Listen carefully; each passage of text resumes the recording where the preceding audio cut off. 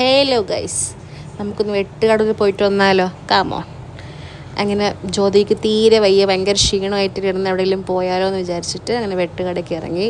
ഇത് വീക്കെൻഡ്സ് അല്ലാത്തതുകൊണ്ട് തന്നെ വലിയ തിരക്കൊന്നും ഉണ്ടായിരുന്നില്ല, ഭയങ്കര അധികം കുറേ പേരൊന്നുമില്ല, ഭയങ്കര പീസ്ഫുള്ളായിരുന്നു. അങ്ങനെ അവിടെ നിന്ന് ആദ്യം തന്നെ കയറി നമ്മൾ നൂല് എല്ലാവരും ഞാനും ജ്യോതിയും കയ്യിൽ കെട്ടി. അത് കഴിഞ്ഞിട്ട് മെഴുകുതിരി എല്ലാം മേടിച്ചായിരുന്നു ഉള്ളിൽ കത്തിക്കാനായിട്ട്.